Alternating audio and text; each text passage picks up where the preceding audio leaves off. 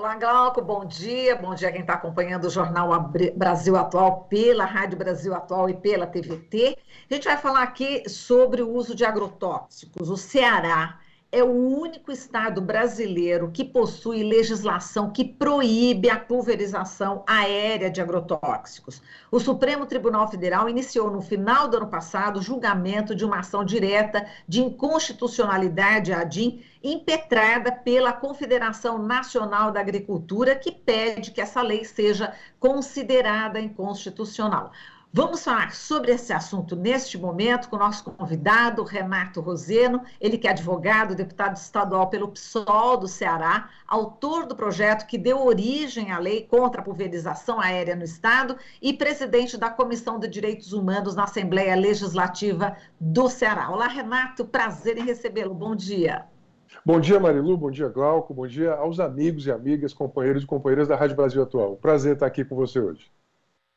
Renato, diga lá, nessa semana foi intensa a troca de mensagens em diversos grupos, enfim, contra o agrotóxico, o pessoal de sítio ecológico, eu faço parte de diversos grupos, e intensificou essa semana bastante exatamente a notícia, né, que a gente precisa falar sobre essa lei. Eu queria que você falasse sobre a importância dessa semana, né?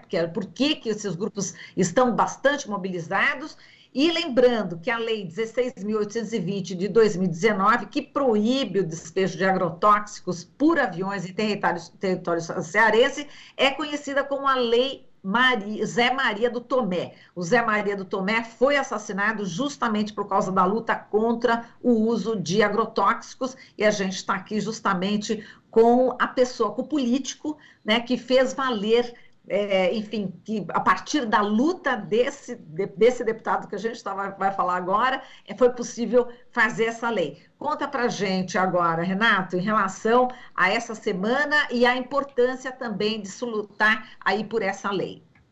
Obrigado, Marilu. Bom, em primeiro lugar, quero agradecer, porque é muito difícil na mídia convencional a gente conversar sobre isso, pela força que os interesses econômicos do agronegócio impõem à sociedade brasileira. O agro não é pop. Ao contrário, o agro tem matado muito. O Brasil é, hoje, o maior consumidor de agrotóxicos do planeta. Além de ser um grande consumidor, ele pratica aqui aquilo que a gente chama de duplos padrões. Vários agrotóxicos que não são comercializados nos seus países de origem, eles são comercializados aqui. Por exemplo, eu vou destacar a comercialização de vários princípios ativos que na Europa já são proibidos, mas que são fabricados lá e são despejados aqui. Portanto, o Brasil consome muito e consome, sobretudo, princípios ativos que não são permitidos em outros países. Além disso, nós aplicamos através de modalidades que já estão banidas em outras partes do mundo, como a utilização do avião, né, a pulverização aérea. Todos os indicadores dizem que esta modalidade é uma modalidade muito perigosa, que não há segurança, porque a molécula da cauda tóxica, a cauda tóxica é uma mistura do veneno com óleo vegetal para que seja pulverizado por aviões. Essa prática é muito utilizada no Brasil inteiro, inclusive aqui no Nordeste do Brasil, inclusive no Ceará. O Ceará teve nos últimos 20 anos um crescimento muito grande da fruticultura irrigada, com muito capital transnacional, várias empresas de capital norte-americano, capital centro-americano, vêm aqui ao Ceará por causa do solo, do sol, né, e da segurança que o governo deu. Os governos investiram muito na atração dessas empresas, e essas empresas vêm com o seu pacote tecnológico. Qual é o pacote? Muito fertilizante químico, largas extensões de terra e pulverização aérea. A partir de mais ou menos 15 anos atrás, começa uma luta do campesinato, dos movimentos de trabalhadores, dos ambientalistas, mas sobretudo dos pesquisadores e pesquisadoras. A gente só conseguiu banir essa prática no Ceará porque houve uma aliança muito profunda entre o movimento social do campo, o movimento social pela alimentação saudável e a pesquisa científica de boa qualidade. Isso desponta nesse movimento um camponês ambientalista absolutamente corajoso chamado Zé Maria do Tomé, que, como você falou, ele foi covardemente assassinado com 21 tiros no dia 21 de abril de 2010. Por que o agronegócio matou o Zé Maria e até hoje os mandantes não foram ao banco dos réus? Nem mandantes, nem executores. Porque o Zé Maria era a principal liderança que denunciava a utilização do avião, né, na pulverização aérea e os malefícios que isso estava causando nas regiões pulverizadas. Que malefícios são esses? Ampliação do câncer infantil em especial, né, vários problemas neurológicos, intoxicação da água, dos animais, a intoxicação do solo, né, vários problemas como, por exemplo, puberdade precoce, abortos espontâneos, má formação fetal, grandes problemas genéticos. E por causa disso, o Zé Maria, lá em 2009, ele conseguiu aprovar na Câmara Municipal do município deles, Limoeiro do Norte, uma lei proibindo a pulverização aérea. Em 2010 ele é assassinado e um mês depois do assassinato dele, esta lei foi revogada. Eu tomo posse em 2015. Em 2015, esse foi o meu primeiro projeto de lei, ficou 4 anos tramitando. Em 2018 a gente consegue aprovar a Lei Zé Maria do Tomé, que proíbe a pulverização aérea no Ceará. Em 2019, o agronegócio começa uma batalha judicial aqui no Ceará. Fizeram 3 ações contra a lei e perderam as 3. Mas ainda em 2019, eles ingressaram no STF, é por isso que nós estamos aqui conversando. O STF está julgando agora a DI 6137, a relatora deu ganho de causa a nós, ou seja, ela disse que a nossa lei é constitucional, mas o que o agronegócio quer? Ele quer derrubar a nossa lei para que nenhum outro estado tenha leis parecidas. E hoje nós temos 18 estados com parlamentares progressistas de vários partidos que já entraram com projetos de lei também proibindo a pulverização aérea nos seus estados. Nós temos 2 votos até agora. A ministra Carmen Lúcia votou a favor da lei e o ministro Fachin votou a favor da lei. O ministro Gilmar pediu vistas. Nós estamos tentando, inclusive, né, mobilizar o maior número de pesquisadores. Nós temos absoluta certeza técnico-científica daquilo que a gente está fazendo. Então, você que está nos vendo, você pode escrever aos ministros do Supremo para que na ADI 6137 ele dê constitucionalidade à Lei Zé Maria do Tomé e proíba essa prática que já é proibida em toda a Europa e em vários outros países. Aqui. Falando sobre a academia, a gente tem aqui o dossiê Abrasco, né, Renato? Exato. E a Chapada do Apodi tem um capítulo, vários, aliás, em diversos momentos, capítulos aqui importantes. E como você disse, essa questão da puberdade precoce, e é uma puberdade precoce, a gente pensa, bom, então, enfim, foi na pré-adolescência? Não, é em bebês, como você falou. E aí a gente vê mamas, né, e também pelos pubianos em bebês. Quer dizer, é alarmante o que está acontecendo, é muito grave, não é isso? Enfim, no Ceará conseguiu, aí a sua lei, enfim, seu projeto conseguiu ser aprovado. Agora, em outros estados, não. Então, essa é uma luta nacional, né? Sem não é dúvida, isso? Essa luta é necessariamente nacional, né? Inclusive, por isso que nós tivemos a mobilização fundamental de Abrasco, professora Larissa Bombardier, professora Raquel Rigoto, professor Pignatti, os maiores pesquisadores e especialistas do Brasil estiveram no Ceará, estiveram aqui conosco.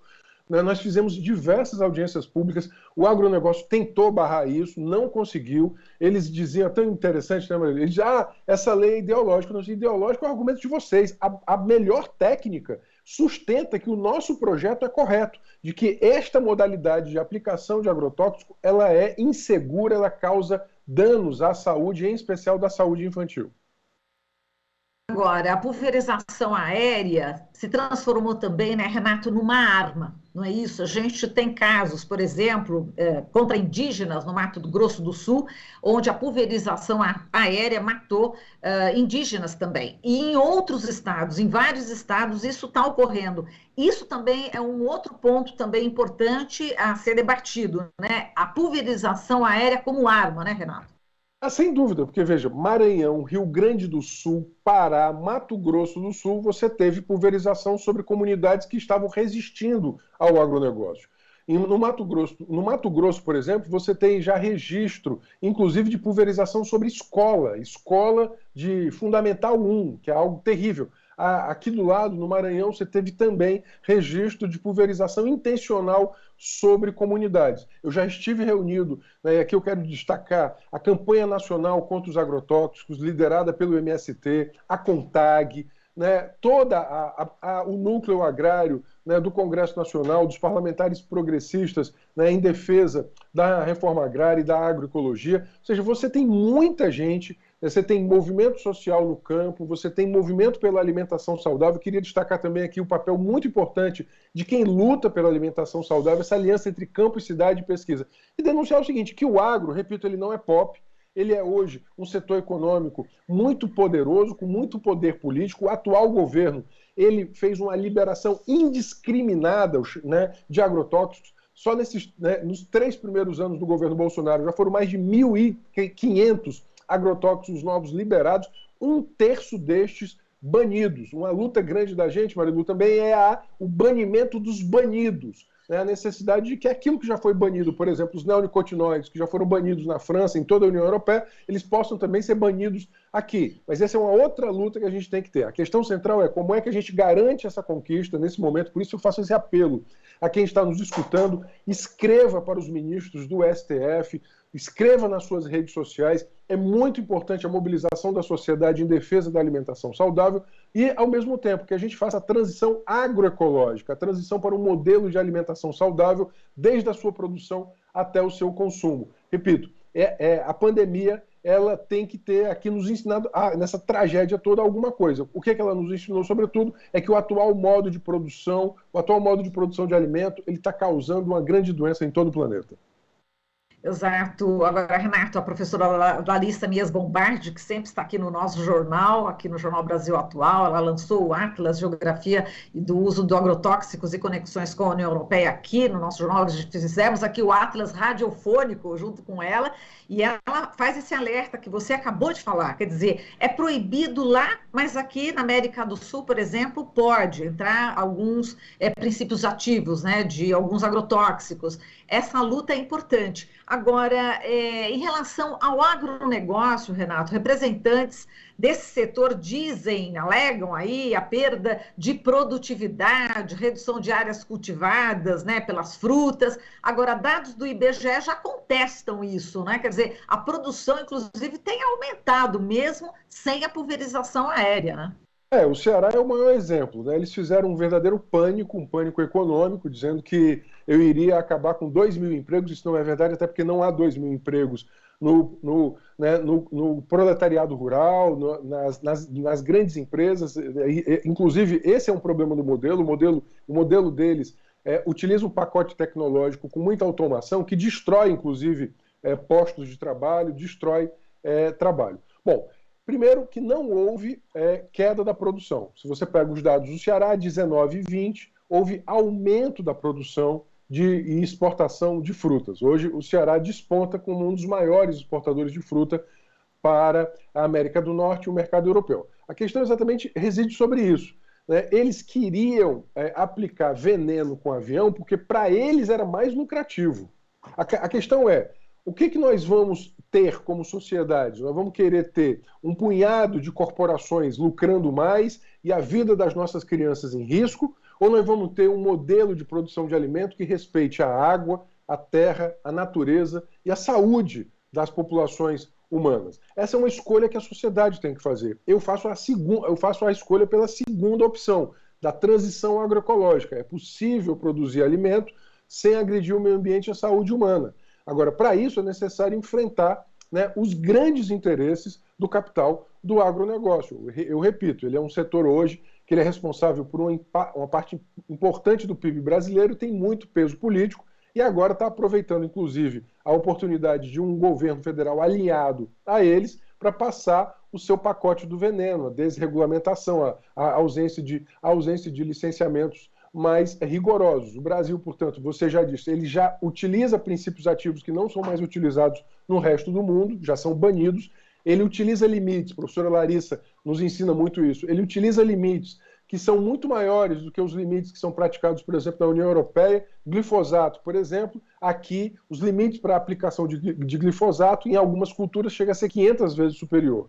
E nós hoje estamos enfrentando um problema. A queda da produtividade está se dando pelas mudanças climáticas. A quebra da safra no Paraná e no Rio Grande do Sul se deu, sobretudo, pelas mudanças climáticas, pela ausência hoje de um regime de chuvas mais regular. Então, nós, não só em razão do tema do agrotóxico, mas agora um tema mais amplo, que é o tema da mudança climática, nós temos que encarar a necessidade de uma transição para um modelo de produção de alimentos que seja mais equilibrado, mais sustentável, mais saudável, mais ecológico.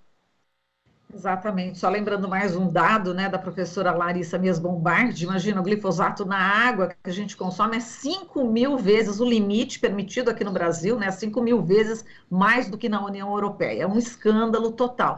Agora, as pessoas que sofreram aí o impacto, né, da pulverização aérea aí no Ceará, você falou a questão da saúde humana, temos aí, obviamente, o meio ambiente, a água, o solo, o ar. Agora, em relação à saúde humana, as pessoas que foram atingidas, como é que elas estão sendo atendidas também pelo setor público e também é possível indenizações, já se fala em indenizações em relação a todo esse estrago provocado pelo agronegócio? Nossa, perfeito, essa sua perfeita colocação, porque inclusive nós aqui no Ceará temos um primeiro caso de reconhecimento já em segunda instância da relação causal entre o câncer de um trabalhador e o agrotóxico. É o caso do Vanderlei. Quem tiver interesse em direito do trabalho, procura o caso do Vanderlei no TRT da 7ª Região. Você vai encontrar, é um caso em que, mais uma vez, a advocacia popular e a capacidade técnica dos nossos pesquisadores, aqui eu destacaria a pesquisa do Tramas, do núcleo da Faculdade de Medicina da Universidade Federal do Ceará, liderado pela professora Raquel Rigoto. Este caso é um dos tantos casos de trabalhadores que desenvolveram cânceres, neoplasias, problemas, né, no seu corpo e que foram aos tribunais. Nós já temos este caso, o caso do Vanderlei, que é um caso icônico, é um caso, né, que ele inaugura, inclusive, aqui no Estado, né, essa jurisprudência. Mas temos ainda, né, vários outros casos. Eu citaria a larga pesquisa que os hematologistas têm feito sobre a alteração cromossômica no sangue dos trabalhadores rurais, que é o primeiro sinal da possibilidade de desenvolvimento de cânceres. Nós temos boa pesquisa aqui com médicos hematologistas que já destacaram, já constataram a alteração cromossômica. Tudo isso vai para as costas do SUS. Esse é um dado que é muito importante. Enquanto o agronegócio lucra muito, né, os efeitos negativos do agronegócio vão cair nas costas do SUS. É o SUS que vai tratar, né, esse trabalhador rural que porventura tenha desenvolvido câncer, desta criança que porventura tenha desenvolvido um problema neurológico, uma puberdade precoce, as questões de má formação fetal e má formação congênita. Portanto, né, acaba que há um desequilíbrio muito grande. Agora eu queria destacar que esta luta garantiu, por exemplo, que em Limoeiro do Norte, na Chapada do Apudia, terra do Zé Maria do Tomé, né, você tenha hoje um Seresta, que é um centro de referência em saúde do trabalhador e meio ambiente, que leva o seu nome, Seresta Zé Maria do Tomé, que hoje, inclusive, né, por, digamos assim, uma justiça do destino, é coordenado pela filha do Zé Maria, a Márcia. Marcinha é coordenadora desse Seresta, que leva o nome do seu pai, Zé Maria do Tomé. Portanto, Zé Maria, ele é um herói, como é da estatura de Chico Mendes, né, um mártir da luta ambiental, da luta da alimentação saudável. Portanto, essa aliança entre a defesa da saúde, a defesa do meio ambiente, a defesa da reforma agrária camponesa, ecológica, ela está absolutamente vinculada nos territórios. Por isso que nós temos que dizer, para o SUS, para a saúde pública, a utilização em larga escala deste pacote tecnológico, ela é muito negativa, ela é muito ruim. Ela produz PIB, ela produz lucro para poucos, mas ela produz um prejuízo muito grande para a saúde pública, inclusive para o orçamento do SUS. Exato, e tem muita isenção, né, o favorecimento, né, em diversas questões aí de impostos, né, e inclusive e a agricultura familiar fica desprotegida e por isso a gente não consegue ainda comprar o alimento orgânico mais barato, né, Renato? É necessário aí políticas públicas que foram destruídas aí no governo Bolsonaro, né? Exato. Você toca em dois pontos também muito importantes. A isenção federal e estadual. Hoje o Ceará é um dos estados que também isenta agrotóxicos. Essa é uma outra luta nossa, é uma luta que eu tenho feito há muito tempo. A cada ano, o estado do Ceará ele deixa de arrecadar 20 milhões de reais pela isenção de ICMS nos venenos. Ou seja, se você estiver aqui no Ceará e comprar aspirina, você vai pagar 17% de ICMS. Se você for comprar glifosato, você paga 0 de ICMS. Ou seja, o glifosato é completamente isento. Não só o glifosato, todos os agrotóxicos são completamente isentos. O Estado do Ceará ele faz essa isenção porque ele aderiu a um convênio nacional que isenta, né, em alguns estados até 100% do ICMS. Mas, além disso, os agrotóxicos têm isenção de IPI. Há um cálculo ainda, uma estimativa ainda precisa ser melhor detalhada, que dá uma conta de bilhões de reais, algo como 2 bilhões de reais de isenção anual de agrotóxicos. Veja, se o Brasil é o maior consumidor de veneno do planeta e ele isenta tanto IPI como ICMS, o Brasil está deixando de arrecadar. Então, ele tem, portanto, o agronegócio ele tem subsídios bastante, né, largos, né, algo como 10-1 em relação à agricultura familiar. Você tem aí mais ou menos 180 bilhões de reais ao ano dedicados pelo governo federal ao grande agronegócio.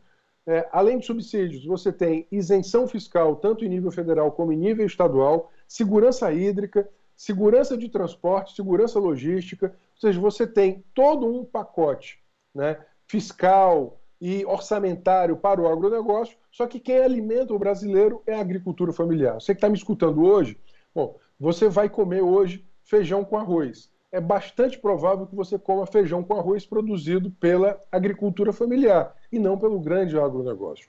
Por isso que é tão importante que a gente defenda a agricultura familiar, em especial a agricultura familiar de matriz agroecológica, né, e fazer essa transição. Porque, além de tudo, ela é socialmente mais justa, porque ela produz mais trabalho, ela gera mais renda distribuída, ela permite, né, que a população no campo tenha dignidade e, inclusive, permite que as novas gerações possam trabalhar no campo, porque esse é um problema hoje no Brasil contemporâneo, é a quebra da sucessão geracional. As novas gerações não conseguem trabalhar no campo, ou seja, os filhos e filhas do campesinato, da agricultura familiar, não conseguem ficar na agricultura familiar, mesmo que queiram, porque eles não têm políticas de educação, políticas de cultura, de acesso a crédito, de tecnologia socialmente robusta, que lhes permita, inclusive, permanecer na agricultura familiar, né, produzindo alimentos saudáveis e produzindo, sobretudo, um equilíbrio social e justiça social.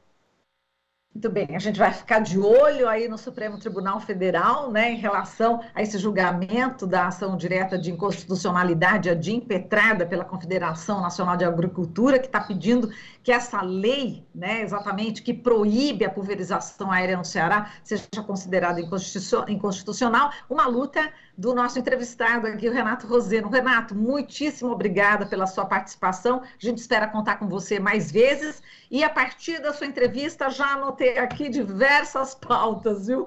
Muitíssimo obrigada e espero sempre contar aí com a sua colaboração, viu, Renato? Eu estou à disposição, essa é uma luta pela vida, pela saúde, pelo meio ambiente, talvez seja um dos maiores desafios que a gente tem em todo o Brasil, os movimentos sociais, CONTAG, MST, as federações, né, a campanha nacional de combate aos agrotóxicos, o peso da academia, da pesquisa, todos nós temos que nos irmanar para que nós possamos fazer valer aquilo que todo mundo sabe. Se você é o que você come, você tem que comer coisas saudáveis para ter uma vida saudável. Isso para nós é muito importante. Né? Escrevam para os ministros do Supremo, isso é super importante. E eu vou terminar com um depoimento de uma camponesa lá da Chapada do Apodi. Ela disse que essa lei, a Lei Zé Maria do Tomé, deu um alívio muito grande, porque ela não aguentava todo ano viver a chuva de veneno. E a partir disso a gente, né, inclusive montou esse slogan: chuva de veneno nunca mais. Obrigado. Muito bem, a gente que agradece, Renato. Um forte abraço para você e até a próxima. Até a próxima. Até mais. Falamos aqui com o Renato Roseno, ele é advogado, deputado estadual pelo PSOL do Ceará, autor do projeto que deu origem à lei contra a pulverização aérea no estado e é presidente da Comissão de Direitos Humanos na Assembleia Legislativa do Ceará. Você está ouvindo Jornal Brasil Atual. As notícias que os outros não dão.